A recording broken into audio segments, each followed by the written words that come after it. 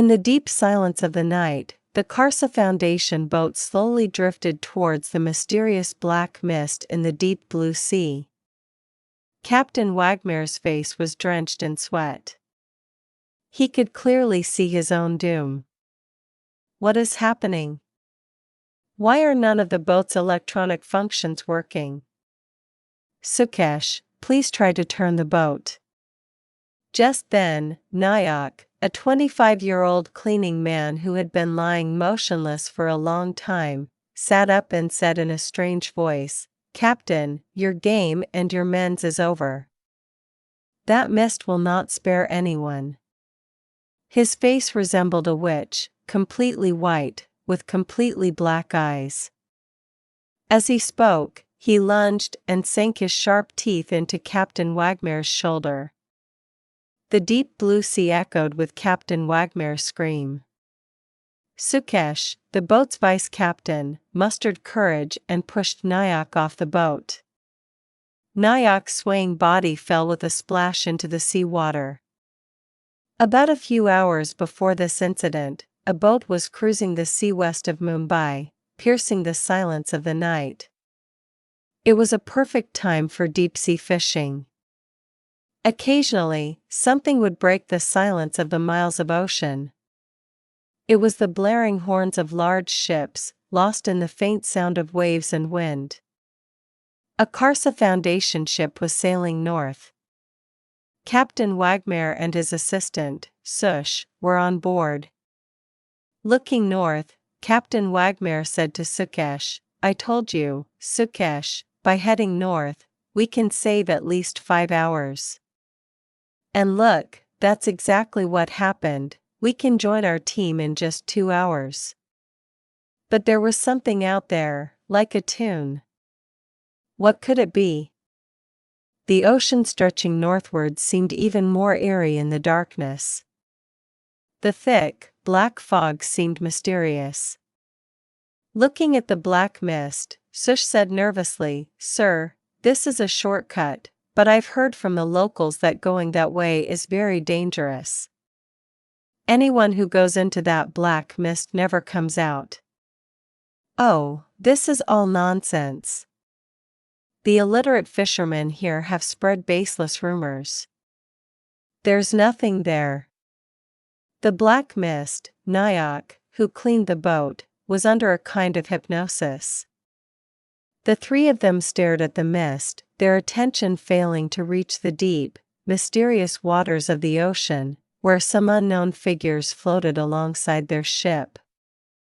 Captain Wagner shone the ship's focus light towards the black mist.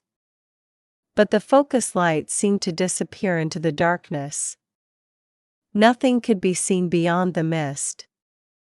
As the ship approached the black mist, bone-chilling, demonic screams suddenly rang out. Hearing such terrifying sounds, Sudesh panicked and said to Captain Wagner, "Sir, please turn the ship west as quickly as possible." "Please, sir, please, sir." The two men, Wagner and Sush, had survived the transformation of Nayak. But now they had no chance of turning the ship in the other direction. Those dangerous sounds, the dark fog, and the mysterious creatures floating in the ocean were like a death trap. Escaping them was now impossible for Captain Wagner and Sush. Slowly, the ship swayed in the ocean waters, sinking into the thick, black fog. Laughter. "Sir, what's going on? Sir, what's going on?" "Oh, sir," he said. Applause. It had been almost 20 days since the incident. The vast, deep ocean stretched far and wide in the darkness, a terrifying sight. 25-year-old Channa, standing on the boat's deck, stared intently at it. Just then, Jinnah's uncle, Mikesh, emerged from the cabin and said, "Jinnah, untangle all the ropes of the net. Now we'll cast our net here. We won't go any further." "But uncle, there are fewer fish here." "It is available."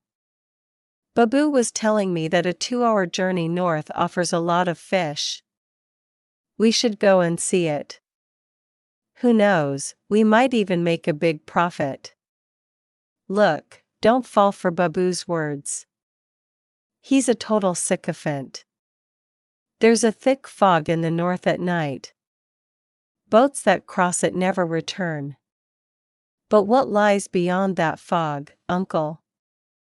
I don't know. Gina. I've been hearing these stories since childhood.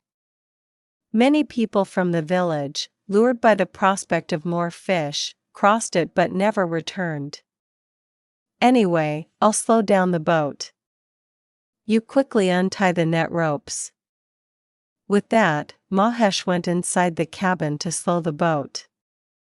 Gina was still standing on the boat, gazing out at the deep sea. Staring at the sea, Gina's eyes suddenly fell on a mysterious blue shape floating alongside his boat. Gina, frightened, asked himself, "What kind of fish is that? It even has hands." Seeing that mysterious floating figure, Chana was terrified. Was it a girl swimming alongside his boat?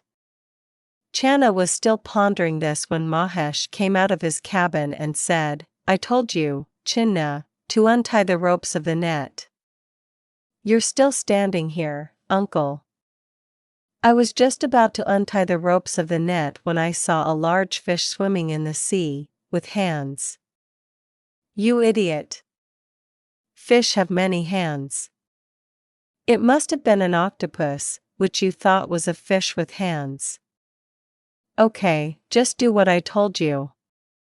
Untie all the ropes of the net." With that, Mahesh went inside. Meanwhile, Chana, after untying the ropes, ate and drank, lay down on a small wooden plank for a while. Does Babu really fool everyone? At least he won't lie to me. He said there were plenty of fish up north. Some people have spread rumors that there's a black fog there. Perhaps none of the fishermen in the village go there, and those who spread the rumors make a fortune there. We'll have to devise some trick. We'll have to go and see what's there to the north. After resting for a while, Jinnah was strolling on the deck again. The boat was still in place. Channa was looking out into the sea when suddenly a head emerged from the water, a girl's. Her face was completely blue, and her eyes were shining. Chinna kept staring at her. Then the girl said to Channa, "Channa, come to me. Chinna, I'll give you lots of fish. Come, Channa, come to me." "So who are you? And what are you doing in the water?" "You'll drown." Laughter. "No, Chinna, this water is my home. It feels so good here. You come too." The one who was calling Chinna was a dangerous water fairy who was thirsty for human blood. Seeing her, Channa got scared. He ran to the cabin of the boat where Mahiksh was steering the boat. "Uncle, uncle, there is a girl in the water who is calling me towards her." "Hey, what are you saying, Chinna? From where will a girl come in this deserted sea? Have you taken any drugs?" "Uncle, trust me. I am not lying." "Okay, fine. Let me also go and see what is there in the sea." He went on the deck of the boat there and started looking on both sides of the sea. But he could not see anything in the deep water as far as the eye could see. Then Mahesh said to Chinna, "Hey, there's nothing here. You must have seen a big fish. Come on, let me turn the boat around. I need to cast the net." With that, Mahesh went back to his cabin. He turned the boat around. Chinna was still standing on the boat, gazing out into the ocean.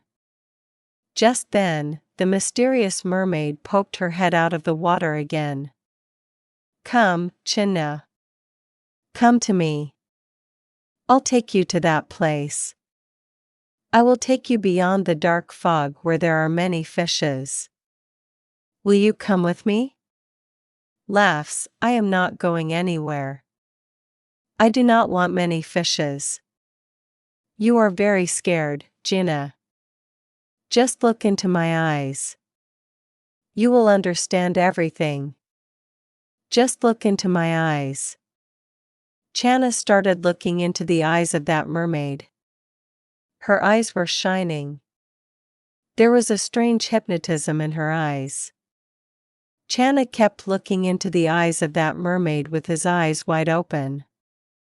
Within a few moments, Channa's eyes also started shining just like that mermaid's. By then Mikesh came to the pond. But he could not see that mermaid. He looked at Chinna and said, "What happened to your eyes, Chinna? They're flashing." "Nothing happened to my eyes, uncle. I'm perfectly fine." "Okay, then go and handle the handle. I'm going to cast the net now. We won't go any further. There's a thick fog ahead." Channa quietly went inside the cabin without saying anything, but Channa looked a little changed. Mahesh was about to untie the net and cast it into the sea. He had left the boat's engine off. Suddenly, the boat's engine started on its own. Mahesh was startled. Why did Jinna start the boat? Mahesh muttered to himself. Why did Jinna start the boat? He's really gone mad today. Before Mahesh could control himself, the boat was already turning north. Mikesh screamed and rushed to the cabin. "Are you mad, Chinna? Why is the boat turning north?" Mikesh tried to open the cabin, but the door was locked from the inside. The boat slowly picked up speed, heading north. Mahesh was terrified. He was banging frantically on the cabin door. "Channa, stop. Stop, my son. Death lies that way. This is no joke. Channa, stop." Channa seemed to lose control. He had steered the boat straight into the thick fog. Mahesh looked both ways, terrified, and kept banging on the door, calling out to Channa. The boat was now very close to the terrifying black fog. Blood-curdling voices could be heard from all over the sea. "Come, come, welcome to the black fog." Hearing this voice, Mahesh was trembling with fear. He tried again and again to open the cabin door. In no time, the boat sank into the thick black fog. No, no, no. About 2 years ago, a gang called the Black Banjaras ruled the seas north of Mumbai. They were pirates. They possessed immense wealth.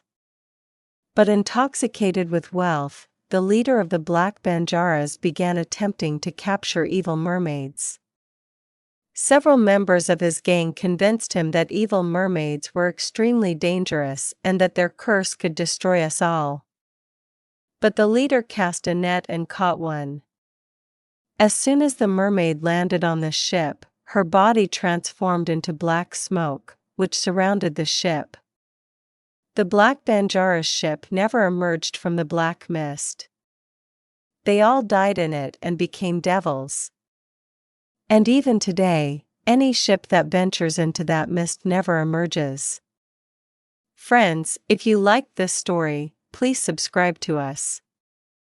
And if you have a similar horrifying story, email us. We'll definitely try to make a video based on your story.